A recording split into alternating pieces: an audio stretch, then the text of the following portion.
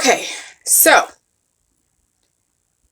my last video I talked about there were the chosen people who were given the opportunity to be evolved and lead society. And then those were given the lesser amount of evolution to be able to be I would say, the participants, the followers in society. And so before the biomanipulations, and who biomanipulated? Most likely the reptilians, okay? The Anunnaki probably came from a type of reptilian race that was just to create humans, use the prototypes that they had back then to just mine for gold, build the pyramids and all of that. And so that's where slavery and corruption came from. It came from antiquity. It was something that was taught because the first humans were roaming free. They were nomadic, not really truly evolved.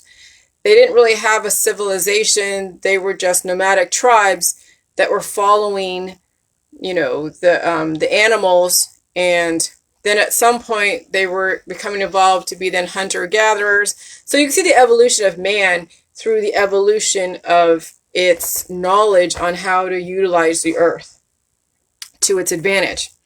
Okay, and then eventually civilization came about. Of which then some of the humans were able to be more advanced to lead and direct society, of which then, you see pictures of antiquity where some of the Roman, empires or different empires were really just very lush and very, very advanced and very beautiful.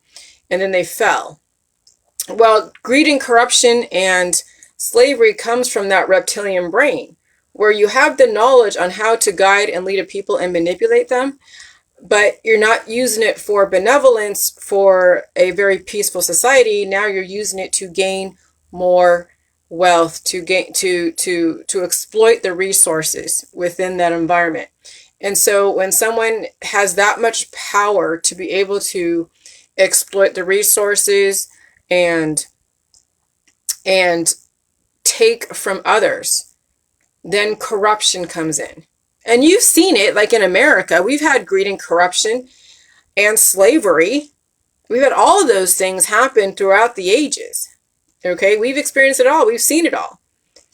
And so we're also looking at countries who are still under that same reptilian brain.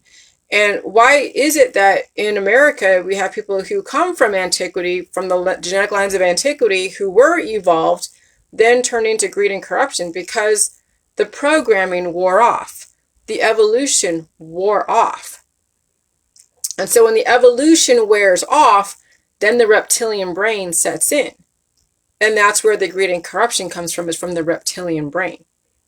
Okay? And so to stay peaceful, to stay productive, to stay egalitarian, you have to be able to see everything, all ideas from all sides, and understand why people think the way they do, and to speak from that listening and then give the solutions that everybody can use, not just one person or two people.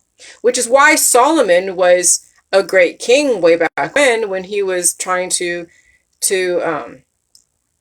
extinguish a conflict of a baby that two mothers were claiming it was theirs. And the only way that he could figure out who the mother was to say, okay, well, I'm going to cut the baby in half. And he wasn't really going to, but he wanted to see the reactions from the two mothers. And the one that was like not worried about it, she just, who wasn't really the mother, wasn't worried about it. The mother who actually bore that baby and claimed it was hers, well, she was like, totally like just, she reacted the way a mother would from when her baby, and like, she would either give the baby away to the other person or do whatever, would make you think that, okay, this is the mother. And so there are people out there, evolution, there are people out there that are very highly evolved that are able to see all sides of an argument. It's not just their one point of view and that's it. Now, I've exhibited intolerance to certain things that I'm like, oh my God. Like the whole love, love, love, and the whole, energy world and all of that. And some aspects of the energy healing world is using frequencies to suppress evolution, which I don't agree with. But not everything in the energy healing world is horrible. But I have to kind of, in a lot of ways, I felt like I needed to generate the whole energy healing world, because people are going to be under the impression the only way to heal your body is to use the frequencies and to suppress evolution. And that's not where Dilly Juice is going. But yes, some people do have certain frequencies that they're able to see and experience different things, through the bioelectricity and their hormones and through whatever's going on, and maybe to see some other aspects that others cannot because they don't have that wiring. And so I get that. But then if the end result is, do you want to live or do you want to die? What are you running that thought process through? Imbalances or balances, And so that's why I am the way I am, where I can come off as intolerant towards different ideas, because once we finally get the body healed and sealed and balanced, then the way in which we interact with people and our ideas then become more of a universal egalitarian, not so tunneled. So the reptilian brain and greed and corruption, they go hand in hand. Okay, they go hand in hand.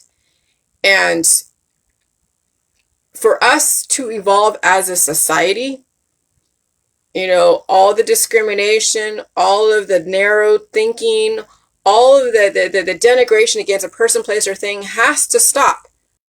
You can't force people to think that way, so you have to breed out the reptilian brain out of society. How do you breed out the reptilian brain? Well, you force people to evolve through a virus, through therapeutics.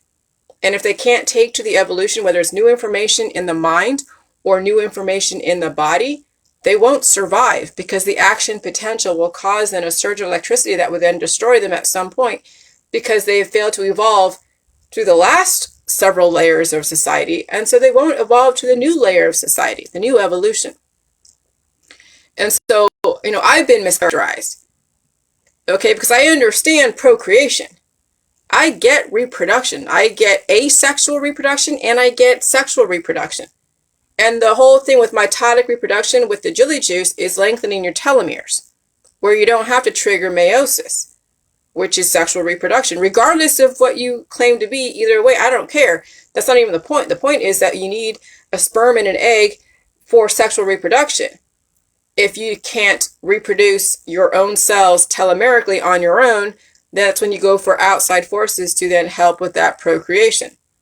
What if in the future a segment of our society doesn't experience sexual reproduction? They stop breeding imbalances into the population, and they're the best copy. And if we guide reproduction carefully through the Georgia Guidestones, we would have a very well-balanced population that isn't actively bringing in imbalanced entities, that we could actually have a very, very peaceful society, which then, yes, the whole CRISPR gene editing, which is also happening, designer babies, designer, all of that.